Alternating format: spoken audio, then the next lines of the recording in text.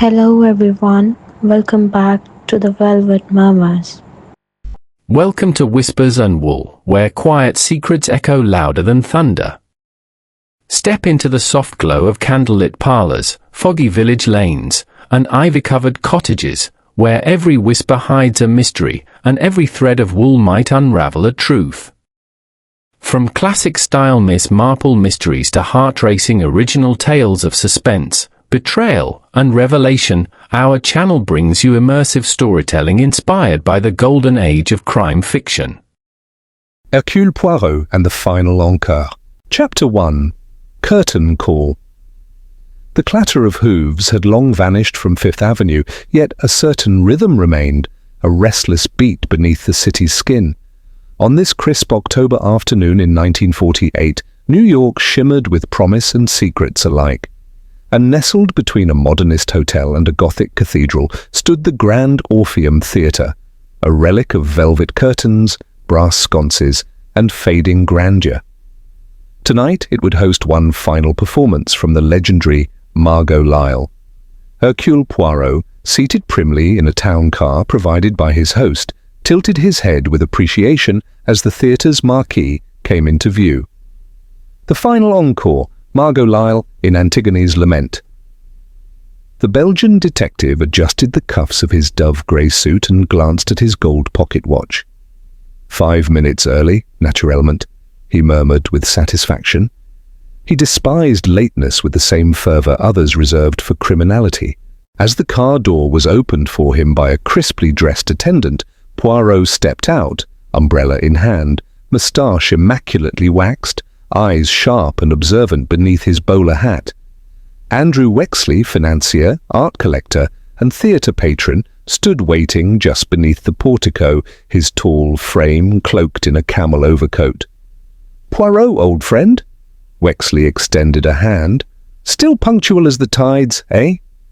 "My dear Wexley," Poirot replied with a slight bow, "to arrive with precision is to honour the moment."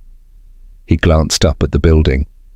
"And this is a moment, no? The last performance of the great Margot Lyle." Wexley nodded, but his eyes clouded.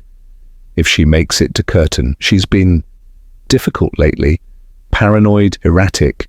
I'm told she fired her assistant for watering her ferns incorrectly." "Ah," Poirot smiled thinly. "The soul artistique, it bruises easily." Inside, the theatre buzzed with rehearsals. Technicians adjusted lights from ladders above the stage. A dressmaker bustled past with a hem in her mouth. Poirot trailed Wexley through the narrow corridors, past doors marked props, stage right, and private. "She's in her dressing room. You'll meet her in a moment," Wexley said. "But first, let me introduce a few key people. You'll find the dynamic rather combustible." First came Victor Dane, the charismatic director, with a silver streak through his black hair and a cigarette clamped between his fingers. "Wexley, and you must be Monsieur Poirot?" Victor said, offering a dramatic bow. "Honoured, though I confess the presence of a famous detective before opening night gives one a touch of stage fright." "Non, non," Poirot said with a small chuckle. "I am here to observe drama, not crime." "Let's hope it stays that way," Victor muttered, half to himself. In the wings, Gwen Blake, Margot's understudy, watched rehearsal nervously. She was pale, with a nervous twitch in her left hand. "She's not well," Gwen whispered to Wexley when introduced to Poirot. "Miss Lyle, she's been saying things." "What sort of things?" Poirot asked gently. "About being watched, about being replaced. She thinks someone's trying to steal her final beau." Across the stage stood Felix Stroud, Margot's ex-husband and producer of the play. Balding and cynical, he waved them over. "She won't rehearse with the cast," he barked. "She keeps the door locked and throws tantrums about lighting." "She always had a flair for solitude," Wexley said. Poirot nodded politely, but his ears caught a more interesting snippet nearby. An argument drifting through a half-closed door. A young man's voice strained. "You owe me the truth." You think just because you're famous, you can ignore your past? Wexley noticed Poirot's glance. Ah, yes, that would be Julian, Margot's son. She rarely acknowledged him in public. They're estranged, and rightly so. And yet he is here? Tonight is more than a performance. It's a reckoning for her, I think. Just then, the lights dimmed. A rehearsal pause. From a corridor to their left, a girl emerged with striking posture and cool detachment. Clara Wexley, Andrew's daughter. She offered a nod to Poirot and turned away just as quickly. She shadowed Margot for years, Andrew whispered. Worships her. Though I wonder if even idols can stand such close attention. They finally approached Margot's dressing room. The star's name shimmered in gold script on the door. Wexley knocked once. A raspy voice responded, I don't want interruptions unless the theatre is burning down. She's not fond of guests, Wexley murmured. Perhaps we try again later. Poirot studied the door a moment longer. Fresh scratches marred the lock plate. A faint scent of roses and powder drifted from underneath. Très bien, he said. Let the diva rest. I shall watch from the audience instead. That evening, the seats of the Grand Orpheum filled with New York's finest. The orchestra tuned, the curtain quivered. But the play did not begin. 15 minutes passed, then 20. Whispers replaced applause. Suddenly a stagehand stumbled forward and whispered frantically into Felix Stroud's ear. Felix turned white. He hurried backstage, followed quickly by Wexley and Poirot. Moments later, the truth struck the theatre like a bolt of lightning. Margot Lyle had been found dead inside her locked dressing room. Alone. Slumped before her mirror. Her prized emerald ring gone. A tube of lipstick in one hand. And scrawled across the glass in deep crimson. All the world's a stage. Chapter 2, A Whisper in Red. The heavy silence that had fallen over the Grand Orpheum was broken only by the distant hum of the orchestra tuning down, unaware that their leading lady would never take the stage again. In the narrow, dim hallway behind the stage, Hercule Poirot stood beside the dressing-room door, which now hung open like a broken promise. The room inside was dimly lit, tinged with the scent of rose powder, cold cream, and something metallic beneath it. Margot Lyle sat before her mirror, slumped slightly in the high-backed velvet chair. Her face was tilted to one side, as if caught in thought mid-sentence. One hand rested loosely in her lap, the other held a crushed lipstick tube. The colour, deep crimson, matched the words smeared across the mirror. All the world's a stage, but the quote was incomplete. It ended in a hasty, downward smear. Poirot took one quiet step forward and gestured to the two officers who had arrived moments earlier. Gentlemen, you will be so kind as to allow me a moment before anything is disturbed? Detective James Hardwick, a thick-set New York cop with sleeves rolled to his elbows, looked Poirot up and down. And you are? Poirot, Hercule Poirot, he said calmly. A guest of Mr. Wexley, and perhaps now of interest to you. Hardwick hesitated, then nodded. Keep it clean. Poirot stepped carefully into the room, scanning every surface with exacting precision. The vanity was cluttered with perfume bottles, brushes, and a half-finished champagne flute. A clock, once perched beside a framed black-and-white photograph of a younger Margot, now lay shattered on the floor. The clock, Poirot murmured, crouching slightly. Smashed, not dropped. See, Inspector, the crack angles outward, not downward. It was struck, not knocked. Deliberately broken? Hardwick asked. Poirot nodded. To suggest a time, perhaps? Or to confuse it? He tilted the timepiece gently. Its hands were frozen at 6:42. Poirot turned his gaze to the mirror. The message smeared in lipstick caught his eye again. All the world's a stage, but no mention of the players, he whispered. A poetic suicide note. It felt wrong, too composed, too theatrical. And Margot, according to everyone, was far too proud for such an exit. Hardwick pulled a small notebook from his breast pocket. No forced entry. Door was locked from the inside. Key was still in the lock. Window shut. Only the dresser had access. Says he left her tea at 5:30 and didn't see her after. Poirot tapped the chair lightly. This is no suicide, mon ami. Not by my little grey cells. Hardwick frowned. You think she was murdered? Poirot straightened and turned slowly toward the doorway. I think this scene was staged, and poorly.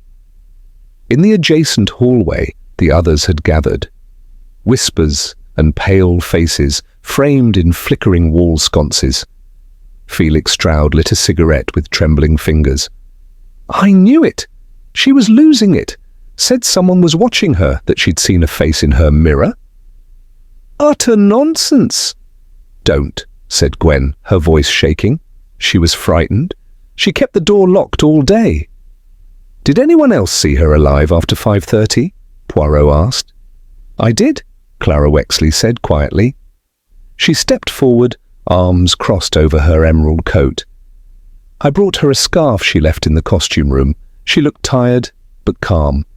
It was around 6:15. The emerald ring was still on her finger. The ring is now missing, Poirot observed. Clara blinked. She adored that ring. She wore it every night, always on her right hand. And now it is gone, Poirot said softly. So a locked room, a missing emerald, a broken clock, and a cryptic message. Curious, no? Julian, Margot's estranged son, stood apart from the group, his jaw tight. Maybe she wanted to make a statement. Everything she did was for show. Poirot turned to him. And when did you last speak to your mother, monsieur? Julian met his gaze.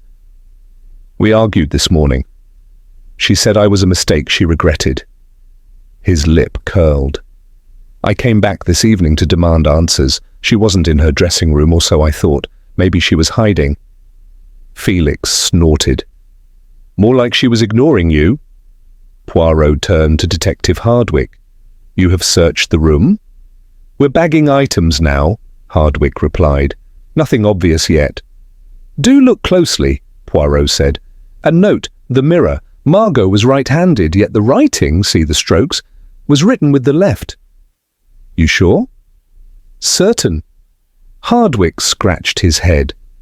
So she didn't write the message herself? Either she was under extreme duress, or someone wrote it for her. Later that evening, Poirot stood alone beneath the golden dome of the Grand Orpheum's upper balcony, gazing down at the empty seats. Wexley approached quietly. You don't believe she took her own life, he said.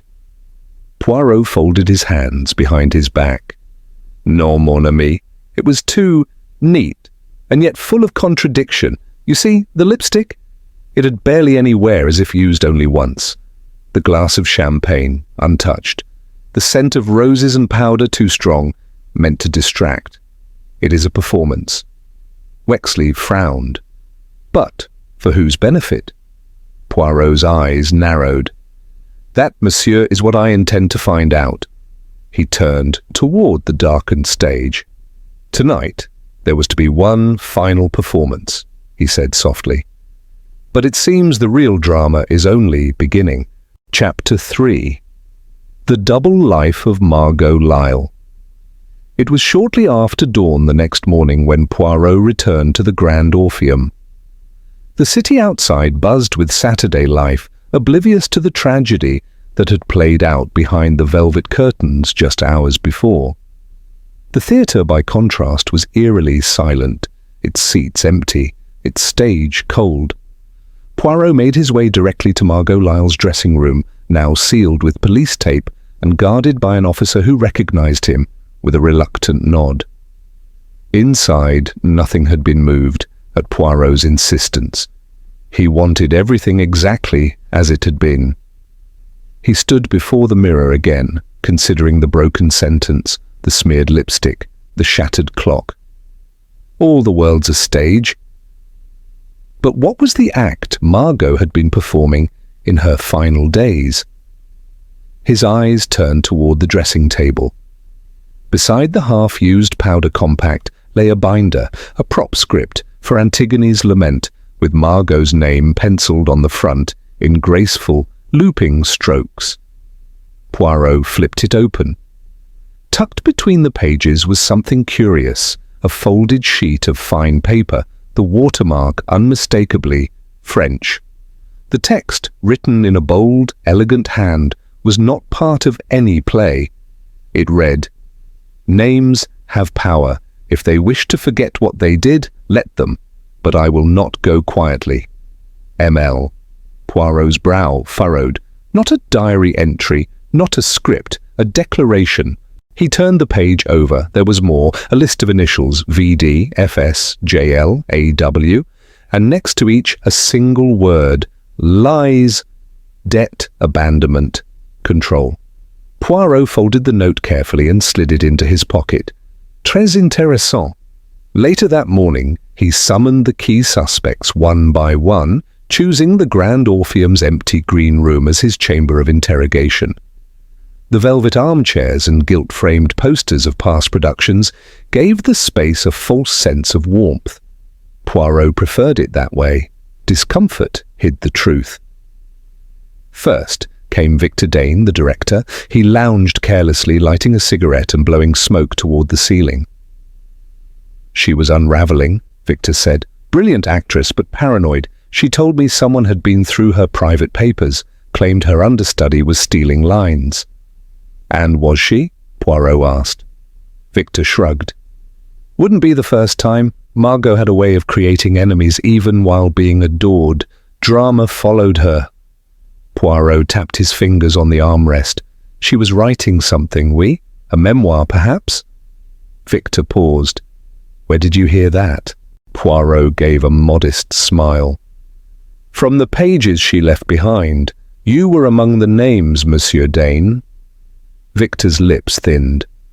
"She threatened to publish a tell-all book, said she'd ruin those who betrayed her, but she wouldn't really do it. She loved attention, not lawsuits." "But perhaps others did not share your optimism." Victor's jaw clenched. "If you're implying I killed her." "No, monsieur," Poirot interrupted gently. "I am merely observing how uncomfortable truth can be when shared in ink." Next came Felix Stroud, her ex-husband and producer. He sat stiffly, arms crossed, his expression grim. "She always said she'd die on stage," Felix muttered. "I just didn't think she meant it literally." Poirot watched him for a moment.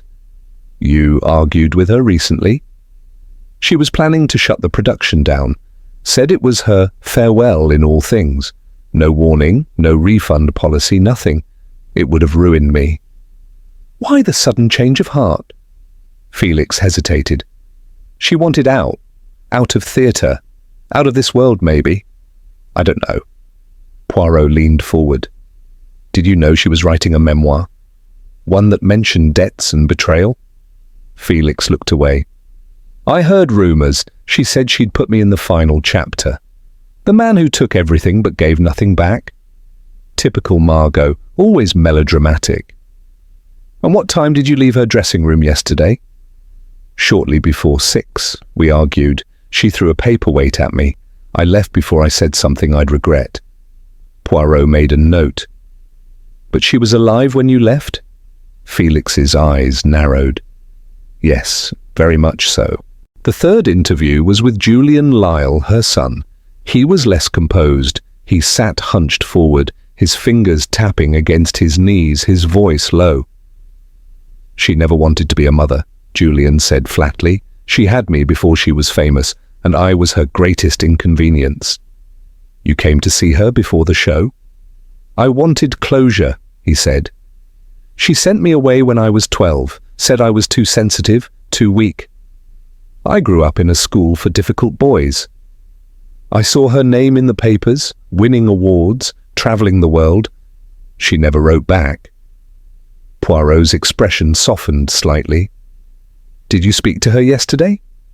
Julian shook his head. No, I arrived just before 6.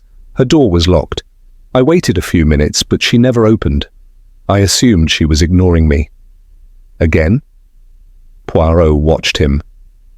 Do you know what she was planning to write about you? Julian met his gaze. No, but I suspect it would have been cruel. Poirot gave a small nod, then stood. Merci, monsieur. That will be all for now. By midday, Poirot had returned to his hotel room, where he laid out his observations on paper. A pattern was beginning to form, though its edges were still clouded. Margot Lyle had been a woman with a past, a glamorous, ruthless past, and in her final days she had begun unmasking the people around her. Victor Dane, director, former lover, afraid of exposure. Felix Stroud, ex-husband, financially entangled. Julian Lyle, estranged son, angry, abandoned. And there was still one more name on the list, A.W. Andrew Wexley. But why? Poirot leaned back in his chair, fingers pressed together. Outside, the streets of Manhattan thrummed with noise, but within, the little grey cells were quiet and alert. There are more secrets still, he whispered. And I must look not only at who had motive, but who had access. Chapter 4. Smoke and Mirrors. A soft fog hung over Manhattan by evening, casting a silvery veil over the theatre district as Hercule Poirot returned to the Grand Orpheum. Despite its elegant facade, the building now resembled a grand illusion, still beautiful, but hollowed out by tragedy. Inside, Poirot found the stage dimly lit and near empty. A solitary spotlight flickered over a painted Grecian column from Antigone's Lament. Gwen Blake stood in the centre, practicing a monologue to the dark. He observed silently for a moment how her hands shook as she delivered the lines. Her voice was steady, but her nerves betrayed her. When she finally noticed him, she froze. Monsieur Poirot, she said softly, stepping out of the light. I didn't see you. You speak well, Poirot replied with a gentle smile. You will be a fine Antigone, mademoiselle, if the play continues. She laughed bitterly. The understudy finally gets her chance. At what cost? Poirot walked slowly toward her. I have found that guilt often manifests not in words but in tremors. Gwen's breath caught. I didn't kill her. Poirot held up a hand. I do not accuse. But you saw something, did you not? Something you've not yet shared. Gwen hesitated, then sat down on the edge of the stage. She was afraid, she said. Margot told me the mirror in her dressing room was cursed. She swore she saw a face that wasn't hers, staring back one night, smiling at her. Poirot's eyes narrowed. A metaphor, perhaps? She meant it literally, Gwen said. The next day, she had the antique mirror replaced, ordered a new one installed herself.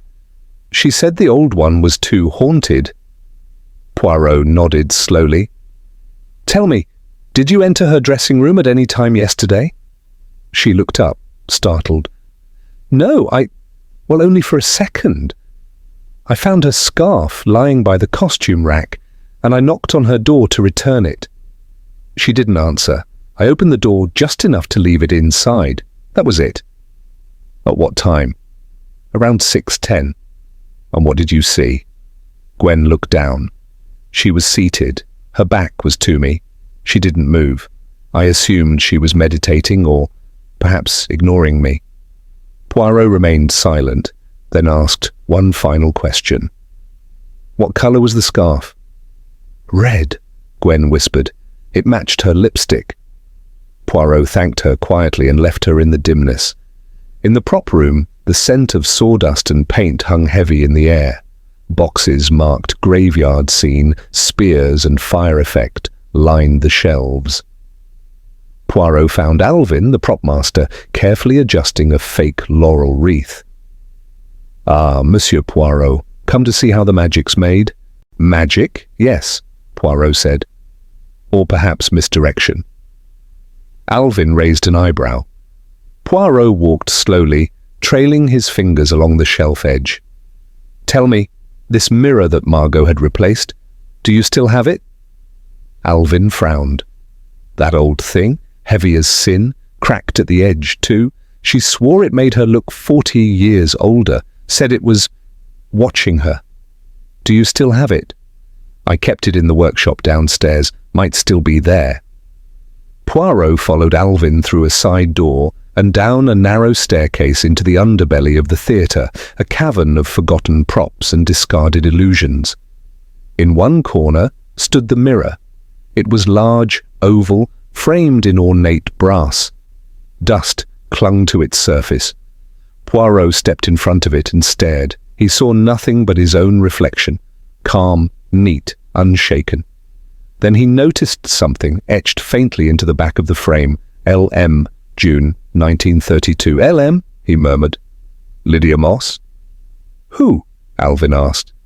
Poirot said nothing. He left the mirror untouched and climbed back to the ground floor. Backstage, Poirot found Clara Wexley in the costume room, absently sorting through gowns. "You're very devoted," Poirot said gently. "To Margot? I was told she was something of a role model to you." "She was more than that," Clara said without looking up. "She was a goddess. The stage bent around her. She never bowed to anyone." Poirot approached slowly. "And yet she confided in you, perhaps?" Clara's hands stilled. "Once, she said if she ever vanished, I was to tell no one. That disappearing was her final right. She said people only really listen once you've gone." "Strange advice for someone preparing a comeback performance," Poirot said. Clara turned, her expression unreadable. Margot was complicated. Poirot studied her. "Tell me, mademoiselle, did you move the ring?" Clara's eyes widened. "No, it was found in your handbag. I told the detective I found it on the floor under a rack of costumes. I didn't know what to do. I panicked. I didn't want them to think—" "You were involved," Poirot finished. "Yes. That is how many good people come to harm, but it interests me. The ring was not hidden in her room. It was discarded outside." Clara swallowed hard. "Then someone else must have taken it." "Perhaps," Poirot said softly. "Or perhaps someone wanted you to find it." At sundown, Poirot returned once more to the dressing room. He stood quietly, hands behind his back, eyes scanning the mirror, the carpet, the powder tray, the chair. Then he saw it. A faint set of footprints in the deep pile carpet, too large for Margot, leading behind the privacy screen, then looping around to the chair. But curiously, no second set returning. "Très curieux," he whispered. And near the edge of the dressing table, a soft smudge, almost invisible to the naked eye. Poirot leaned closer. He touched it lightly. Grease paint, stage makeup, theatrical blood. And then one final item beneath the vanity drawer. Something wedged there. He used his pocket comb to retrieve it. A matchbook from a bar in Hell's Kitchen. The Red Griffin. Poirot smiled faintly. A false death, a vanished time, a woman who saw ghosts in the mirror. He straightened his tie and his smile faded. No, not ghosts, shadows. Chapter 5. The Emerald Puzzle. Sunday morning brought a chill breeze to Manhattan, the kind that whispered of change. While church bells rang faintly in the distance, Hercule Poirot sat in the Wexleys' Upper East Side drawing room, stirring a single sugar cube into his espresso with quiet precision. Across from him, Clara Wexley sat pale and visibly trembling. "So," Poirot said gently, placing the cup on its saucer. "Let us speak of the ring." Clara didn't meet his eyes. "You told the police you found it under the costume rack. Why not hand it in immediately?" "I panicked," she said. "It was instinct. I know how it looks." Poirot gave a small nod. "Indeed, especially since several people saw Margot wearing it just before her death." Clara's fingers knotted in her lap. "I didn't kill her." "I do not believe you did," Poirot replied smoothly. "But someone wished to plant suspicion, and they chose you." She looked up sharply. "Why me?" "Because of your admiration for Margot, because you were near the dressing rooms, and because you were close enough to her to know where she kept the ring when she removed it." Clara's breath caught. "How did you know that?" Poirot's eyes twinkled. "Because I asked myself, why steal a ring unless it has meaning, and why discard it? The thief did not want the ring. They wanted what it symbolized, accusation." Clara leaned back. "So, they took it to frame me." Poirot stood and began pacing slowly. "Or to create confusion. Distraction is the oldest magician's trick." Later that afternoon, Poirot returned to the Grand Orpheum. Detective Hardwick met him at the backstage entrance, gruff and impatient. "We're going in circles, Poirot. We've got no prints, no sign of forced entry, and the coroner says the time of death was between 6 and 7. Poirot tapped his temple. "And the lipstick?" "Still testing. No poison detected in it, or on the champagne glass. So much for your poisoning theory." Poirot smiled thinly. "We must not mistake lack of evidence for lack of method." He turned toward the prop department once more. There, buried behind stacked crates, was the costume rack where Clara claimed to have found the ring. Poirot bent and examined the floor beneath it, dusty, undisturbed, except for a scuffed heel mark and, yes, a tiny green thread clinging to the leg of the rack. "Emerald green," he murmured. "Same as the coat Clara wore." But the rack was at the far end of the corridor, near the side stage entrance. He stood and traced the route backward, stage left, toward the hallway outside Margot's dressing room. As he turned the corner, he stopped suddenly.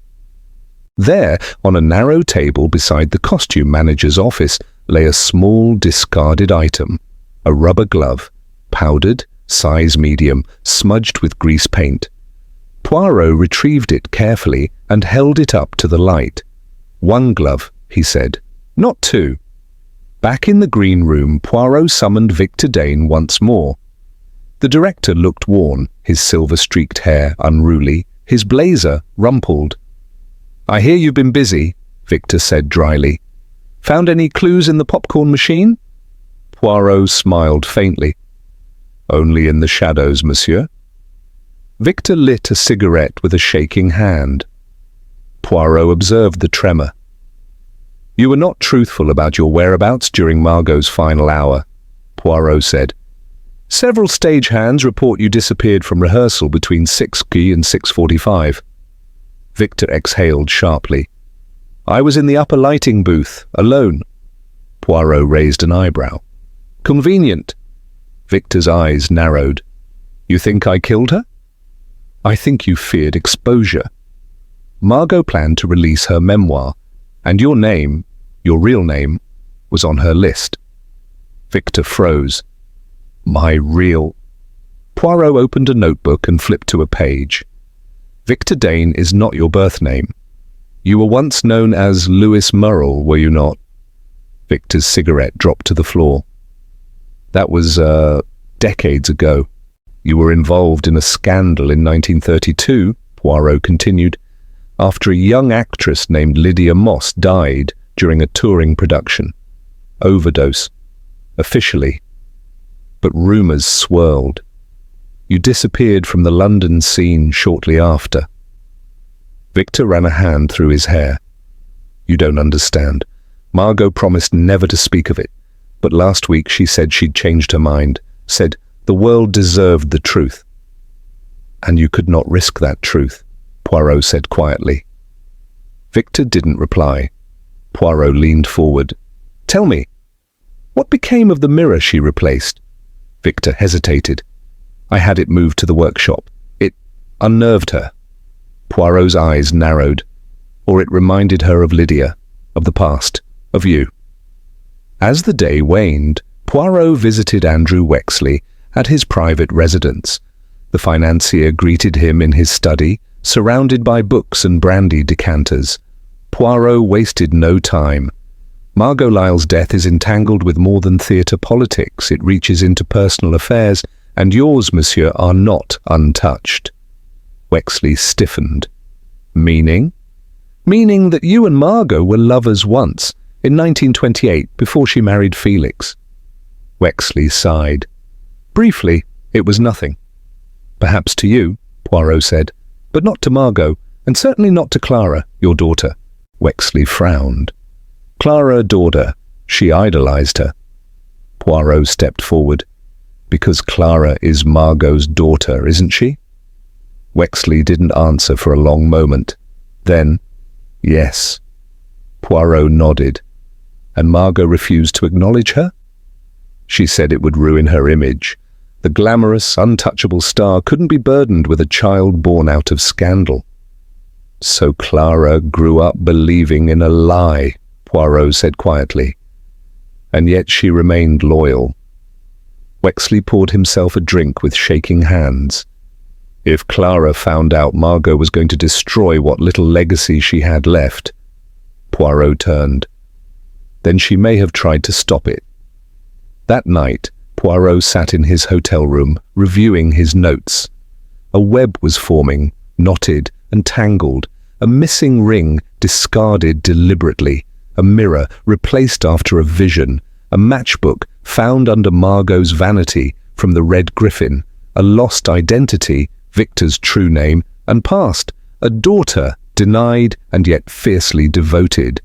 Then came the final clue, an envelope delivered to his room, no name, just a photograph inside, Margot and Lydia Moss, 1932, and standing beside them, a man half in shadow, Victor Dane, or rather Lewis Murrell.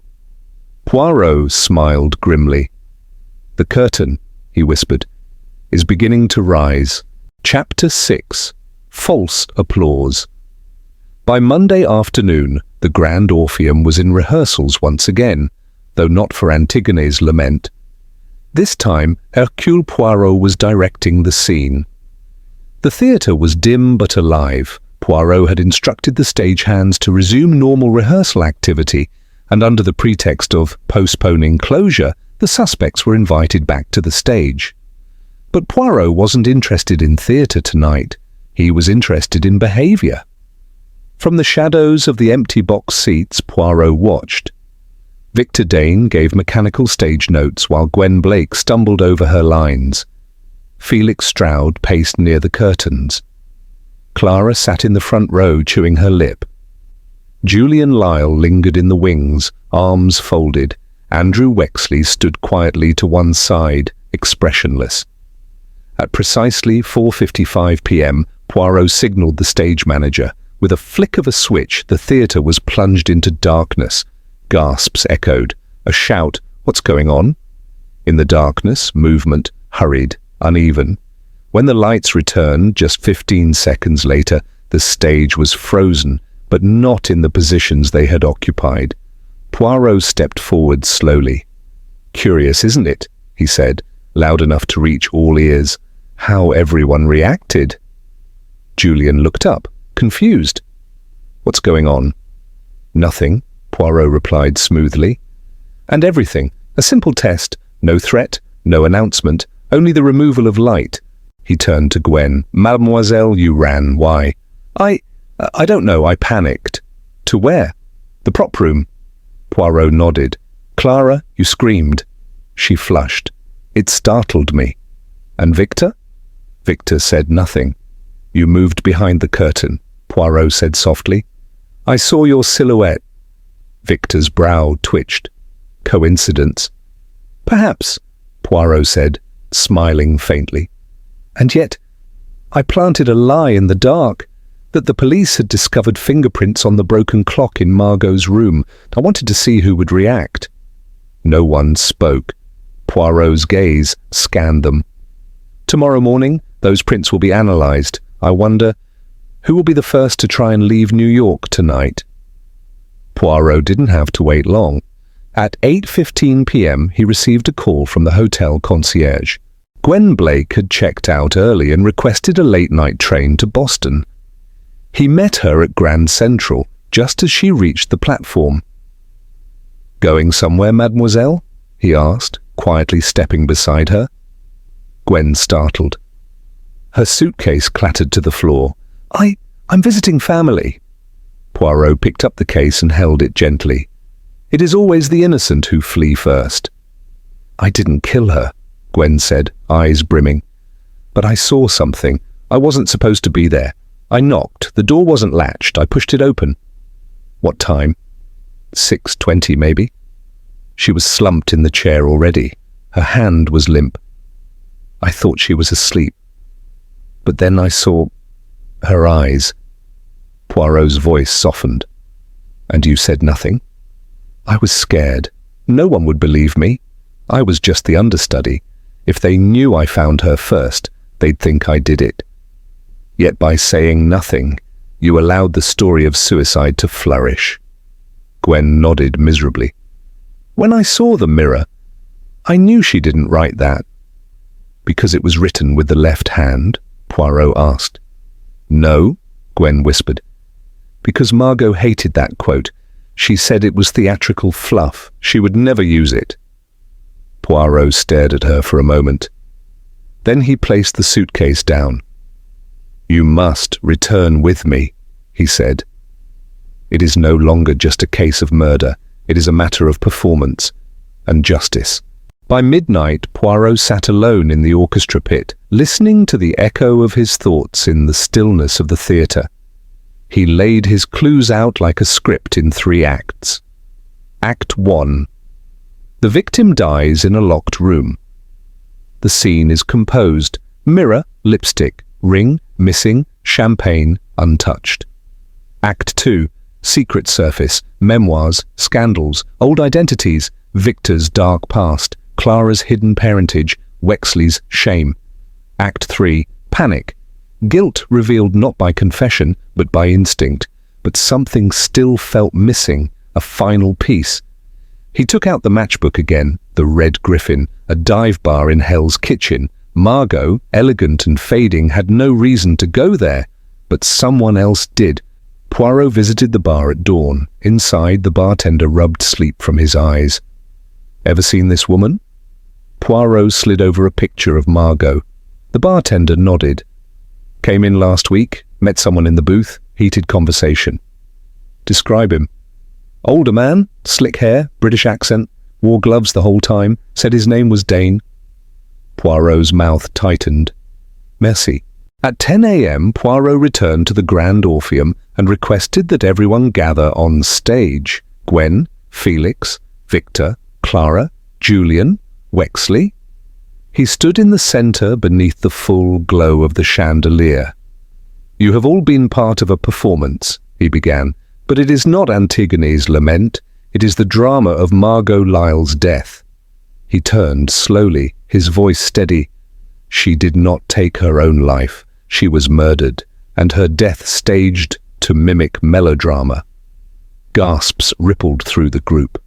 Poirot raised a hand. The lipstick was applied by someone who misunderstood her. The mirror replaced days earlier, not broken in panic, but smashed to set a false time of death. The ring removed not for gain, but to cast blame. And above all, the killer made one mistake. Margot had recorded the meeting. He produced a small wire recorder, recovered from beneath the vanity drawer where Margot had tucked it days earlier, fearing for her safety. He pressed play. A muffled voice, female, nervous. "If you do this, I'll destroy you." A man replies, "You won't ruin me again, Margot. This is your final bow." Poirot stopped the tape. The voice was unmistakable. Victor Dane, or rather, Lewis Murrell. Victor stood frozen. Poirot turned to the others. You will all have your answers soon, but the mystery, c'est fini. Chapter 7. All the world's a stage. The lights of the Grand Orpheum had never seemed so cold.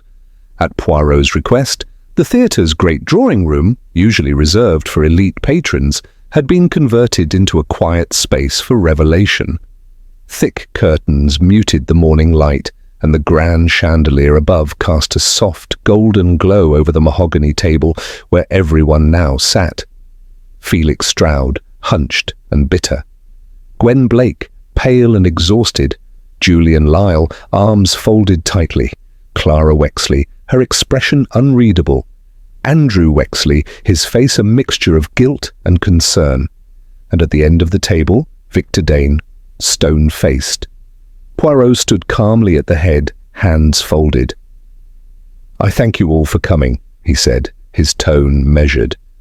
As you know, Margot Lyle's death was first believed to be suicide, then perhaps a tragic accident. But I am here to tell you it was neither. He walked slowly, deliberately, his voice echoing gently off the walls. Margot was murdered, and like any great performance, her death was choreographed, a production staged by a mind well versed in deception. Felix scoffed. You still haven't proved that. Poirot smiled. But I will. Permit me to walk you through the final act. He turned to the others. Margot knew someone wanted to silence her. She was writing a memoir, a manuscript that would have exposed secrets, scandals, and crimes. Poirot took out the folded sheet recovered from Margot's script binder and placed it on the table. Here are the initials, 4 names, each marked with the sin she believed they committed against her. He pointed to each in turn. VD, Victor Dane, or rather Lewis Murrell, a man with a dark past. You were involved in the death of Lydia Moss, a young actress under suspicious circumstances in 1932. Victor's jaw clenched. She was Margot's friend, Poirot continued. Margot kept that truth hidden until now. When she threatened to expose you, you panicked. Victor stood abruptly. There's no proof of that. Poirot smiled. There is. A matchbook from the Red Griffin, where you met Margot last week. Witnesses confirm you were agitated. You wore gloves, perhaps to avoid fingerprints. He stepped forward. You knew her habits. You had access to the theatre. You stole a powdered stage glove, applied the lipstick with your left hand, and wrote a message you thought was clever. But you got the quote wrong. Margot hated that line. Victor's voice trembled. She said she would destroy my life. And so you destroyed hers, Poirot said calmly. You used theatrical poison from the props department, a neurotoxin delivered via contaminated lipstick, fast, efficient, no odor, no taste. The others gasped. Poirot turned to Hardwick, who had just entered with a brown envelope. The lab confirms traces of prop-grade belladonna compound in the lipstick tube, not traceable in a standard autopsy unless one suspects it. Victor backed toward the wall. You can't prove I applied it. Poirot raised a finger. No, and yet your voice is on the recording. Margot hid a wire recorder under her vanity drawer, fearing she would be attacked. He played the audio again. The unmistakable voice rang out. You won't ruin me again, Margot. This is your final bow. Victor's legs gave way. He sank into a chair, face ashen. Yes, Poirot said gently. That was your final performance, and unlike Margot's, it ends in disgrace. Poirot turned to the others. But let us not forget, others here kept secrets as well. He looked at Clara. You, mademoiselle, were not just her admirer. You are her daughter, the product of a secret affair between Margot and Andrew Wexley. Gasps swept the room. Clara's hands trembled. I didn't know until recently, she whispered. I found a letter, hidden in my father's desk. When I confronted Margot, she denied it. Said I was a shadow to her light. And yet you stayed loyal, Poirot said kindly. You found her ring and tried to protect her legacy, even when it placed you under suspicion. Poirot moved to Julian, who looked up, eyes glassy. You came to confront a mother who abandoned you, but you did not harm her. You merely wanted recognition, as did Clara and Gwen and all of you. He sighed. In the end, Margot was not just a victim of murder, but of memory. She cast herself as heroine in her own tragedy, forgetting that real lives don't always follow scripts. He looked around the table one last time. But for Hercule Poirot, the script is always complete. Victor was arrested that same hour. As officers led him away, he muttered something under his breath, words that Poirot would recall later with interest. She was the better actor. I only gave her the ending she deserved. Back on stage, the Grand Orpheum returned to silence. The curtains hung still, and no spotlight shone. Poirot stood alone in the orchestra pit, gazing at the stage one last time. Andrew Wexley approached quietly. "You've solved it, as always," Wexley said. "But at what cost?"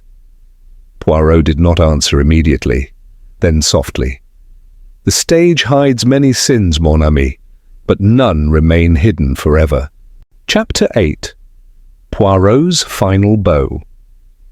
The press would call it the tragedy of Broadway's brightest, and for weeks afterward, Margot Lyle's face adorned every paper in New York. The New York Herald dubbed Poirot the man who staged the truth, while the Times ran a portrait sketch of him beside a quote from Sophocles. But Hercule Poirot, as always, avoided the noise. Instead, he sat by the hotel window with his valise packed, brushing a speck of lint from his perfectly pressed trousers. His gaze was fixed not on the headlines, but on the city below, restless, glittering, indifferent. There was a knock at the door. "Entrez," he said, without rising. Clara Wexley stepped in, carrying a small envelope. She looked younger now, somehow, without the heavy makeup and emerald coat, just a plain blue dress and her hair tied back. "I came to thank you," she said quietly, "and to ask a question." Poirot gestured to the chair. "Please." She sat, eyes flickering to the small leather case on the table. "Was she ever going to tell me?" Clara asked. "That she was my mother?" Poirot paused, then reached into his jacket pocket and produced a final item. A letter, folded and sealed, Margot's handwriting. "I found this tucked in the lining of her dressing room chair," he said. "She never sent it. Perhaps she couldn't, but I think it was meant for you." Clara took it with trembling hands. As she opened it, a single tear rolled down her cheek. Poirot turned to the window, giving her privacy.